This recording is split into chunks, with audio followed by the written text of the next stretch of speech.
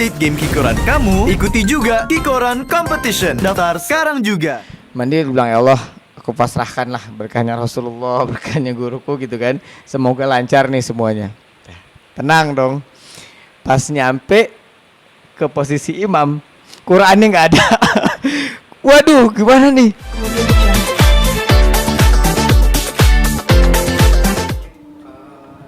Untuk lebaran tahun ini seperti apa sih vibes-nya di Syakir dan keluarga? Sebelumnya ikan kakap ikan batin, minal aizin wal faizin, mohon maaf lahir dan batin. Untuk semua pemirsa yang ada di rumah, selamat lebaran. Aku dan keluarga mengucapin selamat Hari Raya Idul Fitri buat semua umat muslim, dan selamat berlibur untuk teman-teman di seluruh Indonesia. Nah, lebaran kali ini buat aku lebaran yang akhirnya aku bisa merasakan bagaimana lebaran yang merasakan kehilangan juga.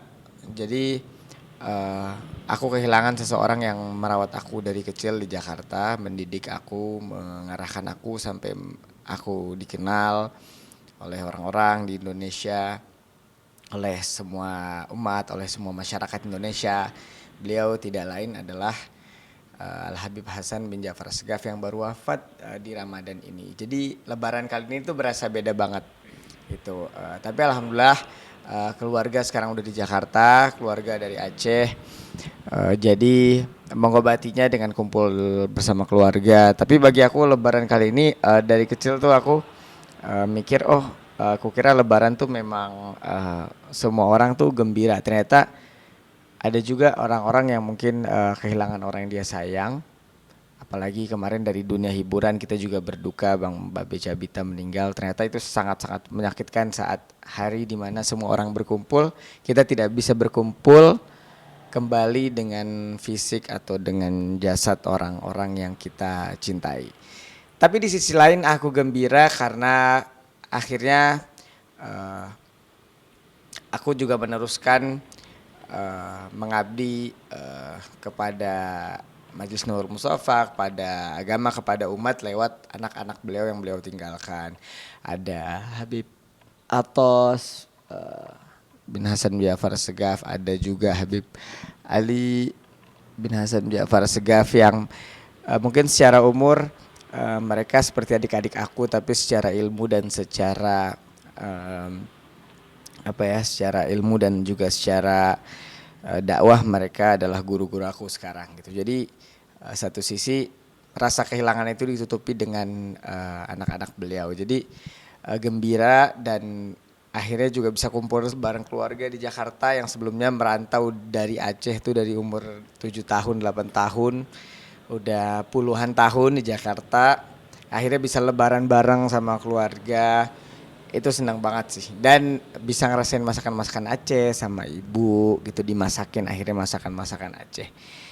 Jadi lebaran kali ini buat aku penuh dengan warna. Jadi ada senangnya, ada sedihnya, ada juga harunya. Apalagi alhamdulillah lebaran kali ini aku dipercaya sebenarnya aku nggak minta, tapi tiba-tiba di Ramadan terakhir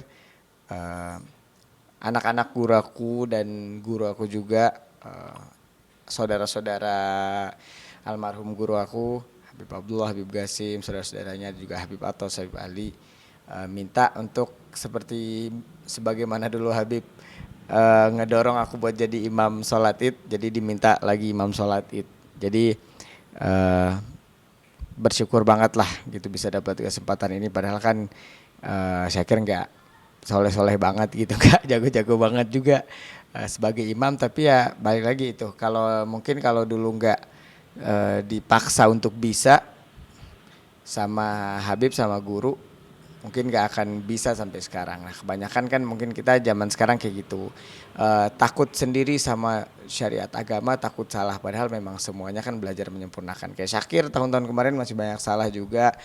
Dan bahkan mungkin tahun ini juga masih ada beberapa kekurangan tapi terus menyempurnakan lah. Jadi momennya seru. Ada momen dimana Syakir gak bisa lebaran lagi dengan orang yang paling Syakir sayang, yaitu ayah angkat Syakir di Jakarta, yang udah kayak orang tua sendiri, jadi guru juga Habib Hasan. Tapi juga ada senangnya karena bisa kumpul bareng keluarga sama anak-anaknya guru, dan ada harunya juga karena kemarin pengalaman luar biasa mengimami ribuan orang di sholat Id gitu. Oke, untuk mengimami itu pertama kali atau yang kedua? Aku ini kasih kehormatan lah ya, aku mungkin bilangnya gitu, karena kayak nggak pantas banget sebenarnya, banyak yang lebih hebat, lebih bagus gitu. Tapi ini yang udah kalau dipikir-pikir udah kalau digabung sama, kalau sholat id doang sih baru 2 kali kayaknya. Tapi kalau digabung sama sholat Idul Adha itu udah 4 kalian, sekitar 4 kalian. Itu di sini atau di mana? Itu selalu pasti di masjid kita, Masjid Nurul Mustafa Center, pasti di situ sih. Kalau lebaran pasti di situ biasanya. Itu keluarga ikut juga atau? Keluarga juga biasanya karena Depok dan keluarga tuh di Jakarta Selatan kan. Jadi karena ibu ayah juga kan udah agak tua, jadi biasanya sholatnya di dekat rumah gitu. Kalau aku ya sholatnya biasanya bareng jamaah-jamaah Nurul Mustafa dan juga anak-anak murid Nurul Mustafa di Depok gitu, di Nurul Mustafa Center. Nah, untuk perkumpulan keluarga itu emang di lebaran tahun ini atau sebelumnya itu atau seperti apa? Lebaran sebelumnya juga kumpul, tapi ini baru sekitar 2 tahunan kayaknya kita ngumpul semuanya tuh di Jakarta gitu lebaran. Sebelumnya orang tua di Aceh gitu, biasanya kita yang pulang gitu. Atau sebelumnya bahkan kita nggak pulang, benar-benar lebaran di Jakarta gitu karena keterbatasan ekonomi gitu. Tapi alhamdulillah setelah baik, setelah lumayan cukup lah 2-3 tahun belakangan ini pulang ke Aceh. Nah sekarang senangnya alhamdulillah udah 2 tahunan keluarga yang di Aceh, orang tua pindah ke Jakarta semua, jadi kita lebaran di Jakarta gitu. Mungkin makanan-makanan apa aja sih yang paling gitu? Wah kalau di Aceh itu karena Aceh ini terkenal dengan rempah-rempahnya ya. Dulu juga dagang rempah kan, perdagangan rempah di pintunya kan masuknya memang lewat Aceh, rempah-rempah di Sumatera, di Indonesia gitu. Jadi kayak akan rempah-rempahnya. Jadi yang bikin beda tuh adalah bumbunya. Ada juga sih makanan khas Aceh kayak timpan, kayak ada namanya mungkin kuah pli, terus mie calu, dan lain-lain lah gitu banyak. Tapi kayak kita lontongnya, rendangnya itu kalau ibu saya kira yang bikin tuh, jadi rasa Acehnya tuh ada gitu. Rasa ya kalian pasti inilah yang ngalamin ya, kalau ibu sendiri yang masak tuh kayak beda dari masakan yang lain itu sih. Nah, terus pas momen halal sendiri sama keluarga seperti apa ya? Ada cerita haru sendiri nggak sih? Jadi kalau nggak tahu kalau di Jakarta masih atau enggak, jadi kalau kita di Aceh tuh pasti setiap habis sholat id kita namanya maaf-maafan, tapi masih sih kayaknya beberapa keluarga di Jakarta gitu, dan teman-teman di rumah pasti juga, apalagi di daerah-daerah gitu. Jadi kita maafan. Ya, aku sih kemarin aku peluk, cium ayah, bunda gitu, apalagi terutama ibu. Ada aku cium kakinya gitu, karena kalau aku diajarin sama guru aku kan biar berkah tuh satu cium tangannya depan belakang tuh, cium tangannya, terus jidat ya kan, habis itu kaki. Nah kaki kan kadang agak susah tuh kalau gengsi-gengsi, jadi tapi harus dipaksain, harus dibiasain karena di situ keberkahannya kan. Jadi halal bihalal sama ayah sama ibu, terus biasa deh habis itu kita foto keluarga gitu. Karena ada satu yang udah nikah, jadi yang belum nikah harus terpaksa nunggu yang udah nikah tuh maaf-maafan dulu sama mertuanya gitu. Jadi harus nunggu dulu. Akhirnya kita foto bareng dan ya udah dokumentasi. Habis itu kita ngumpul ya bercanda-bercanda nerima tamu gitu. Mungkin ini kan jadi Idul Fitri yang berbeda ya bagi Syakir. Nah, tapi biasanya yang hilang itu apa sih tradisi Ya, biasanya ya kalau lebaran tuh Syakir sama ayah angkat Syakir atau guru Syakir Habib Hasan Biafar Segaf tuh biasanya kita em, bedanya adalah nggak ada beliau aja. Kalau rangkaiannya sih masih jadi setiap habis sholat id nih biasanya meluk beliau tuh Syakir. Tapi sekarang ya udah meluk anaknya deh nggak apa-apa gitu. Tapi jadi terasa haru aja kayak beda gitu. Nah biasanya setiap habis sholat id kita tuh kan makan pasti di rumah Habib tuh kita makan dimasakin sama istrinya Habib gitu semua anak-anak muridnya. Nah kemarin kita makan juga cuman Habibnya udah nggak ada gitu. Terus kita nerima tamu murid-muridnya Habib gitu. Habibnya nggak ada, balik lagi digantikan anaknya gitu.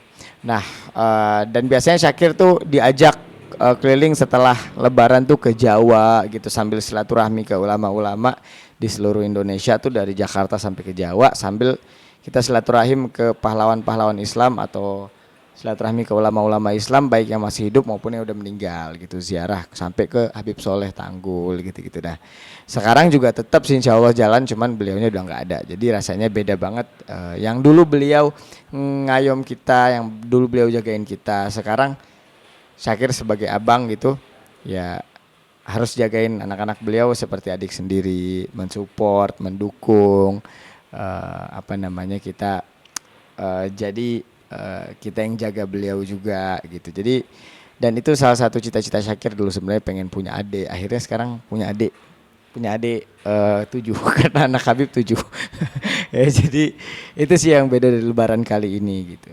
Yang biasanya meluk tubuh beliau ya sekarang yang bisa dipeluk cuma nisannya gitu. Jadi itu sedih banget. Kemarin sempat ziarah. Iya aku ziarah ke Habib terus aku bilang Habib selamat Lebaran maafin Syakir kalau banyak salahnya banyak bandelnya terus